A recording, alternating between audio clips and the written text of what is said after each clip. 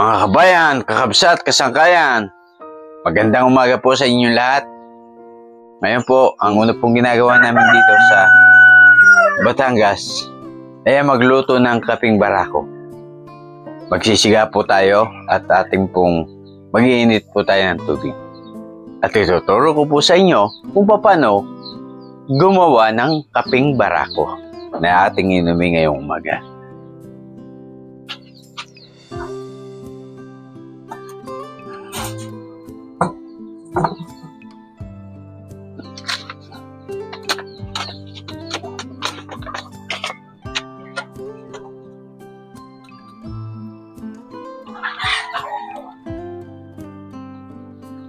Ngayon po ay hahanda na po natin ang kaping barako.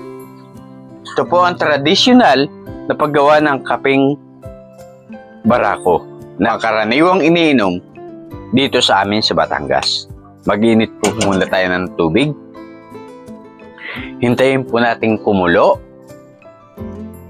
Few moments later.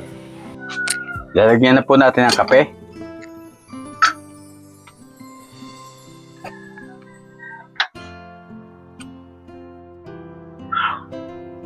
Lalagyan po natin ng 1 kutsara at kalahati.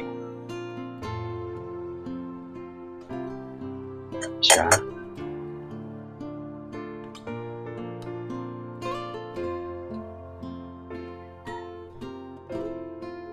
Dalawa. 1 at kalahati.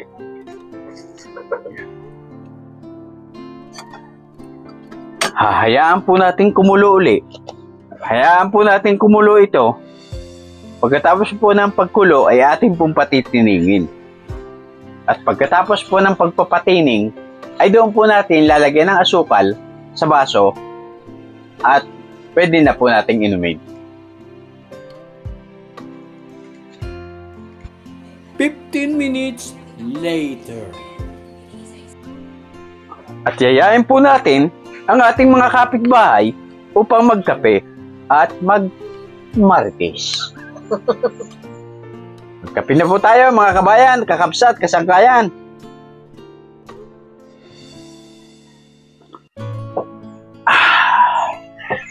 Napakasarap po ng kaping Batangas.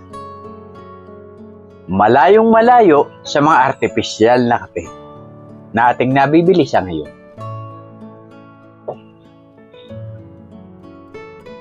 Sa mga ganitong pong pagkakataon, ang pinakamasarap na magkwentuhan habang nagkakape.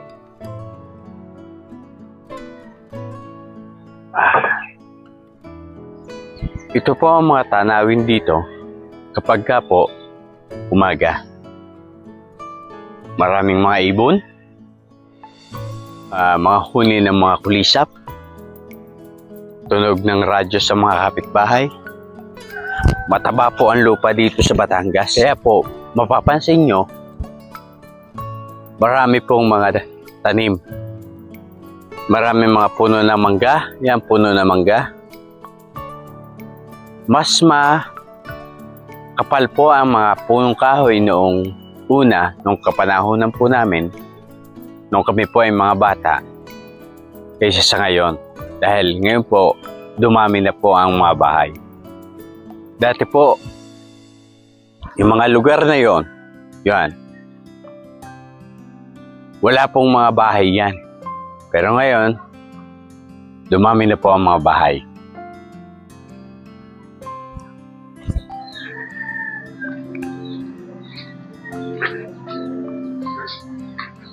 Ngayon naman po, ang gagawin po naman natin ay magigiling po tayo ng patuka. Kukuha po tayo ng mais.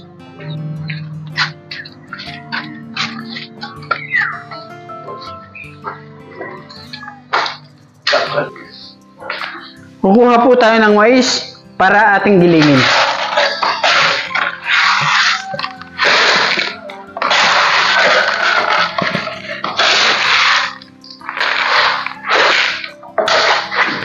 Lagay na po natin.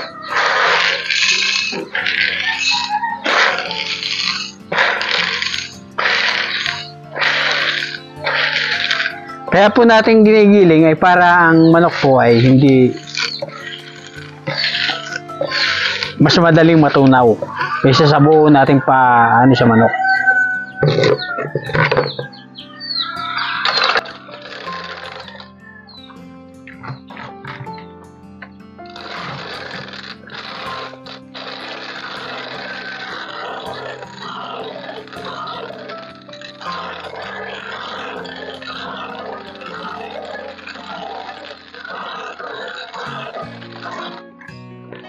Ginigiling po natin para po maging pino. Mas madaling tukay ng manok.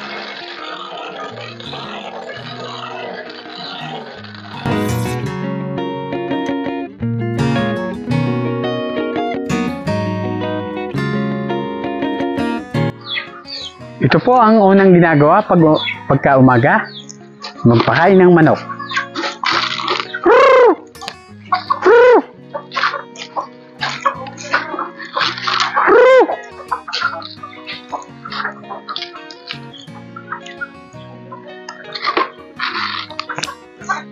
Kaya,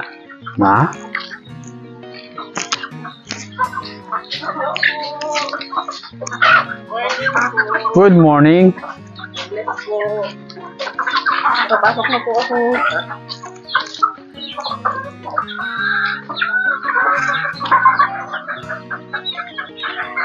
Ang gagawin naman po natin ngayon ay magpakain ng mga sisiw.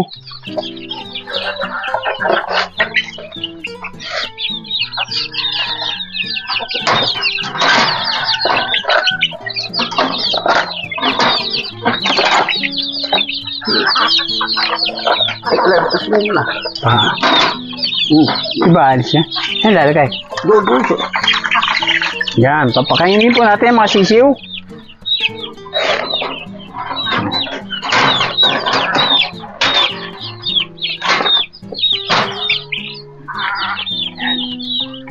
Kaya ako. Ito po ang aking tatay na 81 years old.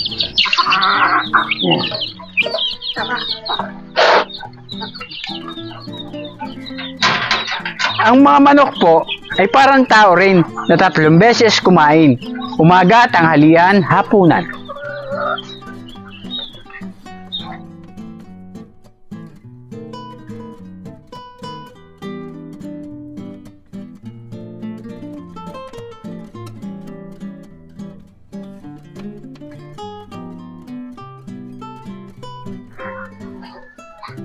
Mag-ano po tayo? Magluluto po tayo ng kanin.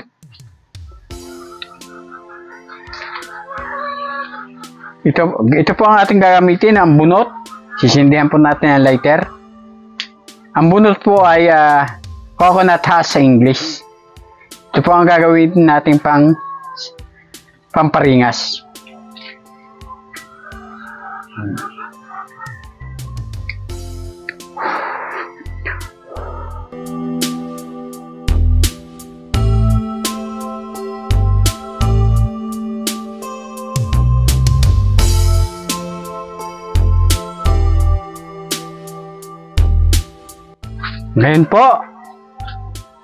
Ngayon po ay ilagay na po natin ang ating sinaing. Yan.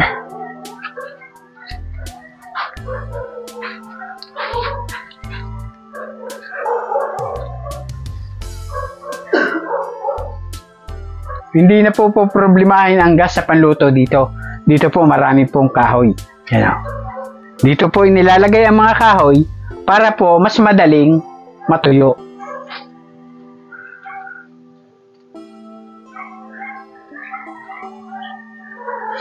Ngayon po ay luto na po ang ating sinaing.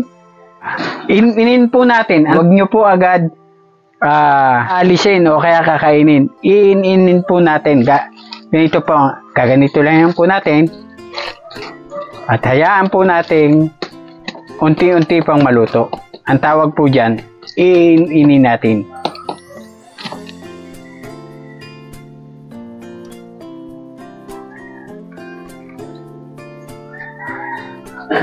Dito po, hindi na po natin kailangan bumili ng itlog.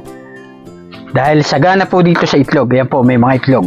Ginawa na rin po naming pugad ang kahon. Yan po, may mga itlog. Hindi na po kailangan pumunta sa palengke. Dahil may mga itlog. Yan. At higit sa lahat po, ang itlog na ito ay organic. Walang pakain na artificial na pakain. Kundi ay yung mais na giniling po. Yun po ang ating pinapakain sa mga manok.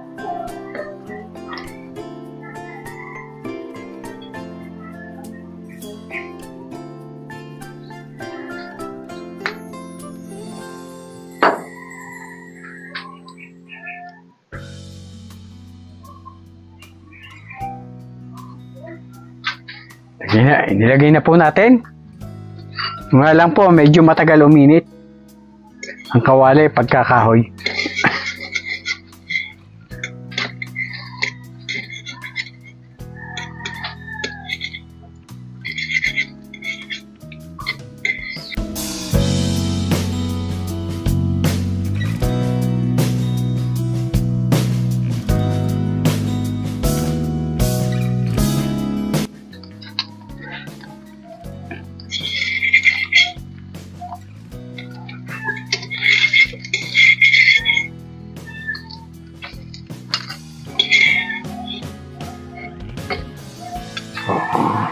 Luna.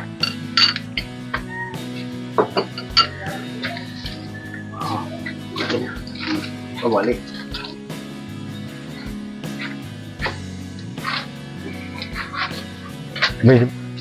Ito na po.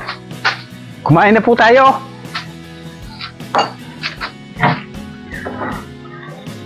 Oh.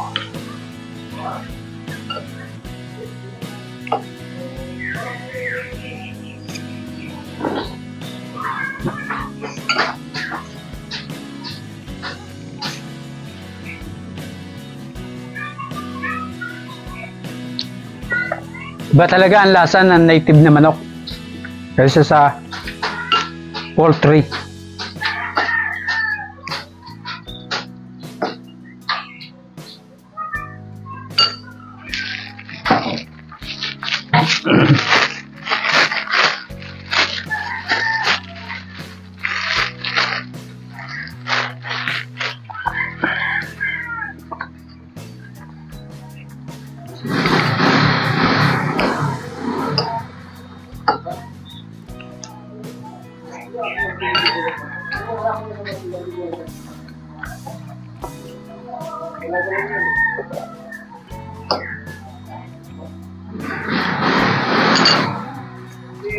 Kain po tayo.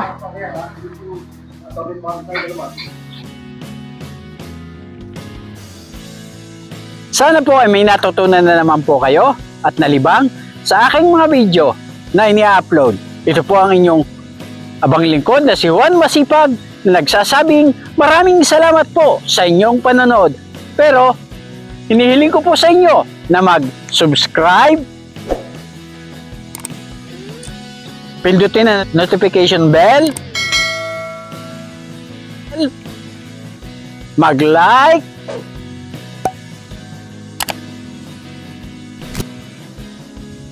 mag-comment,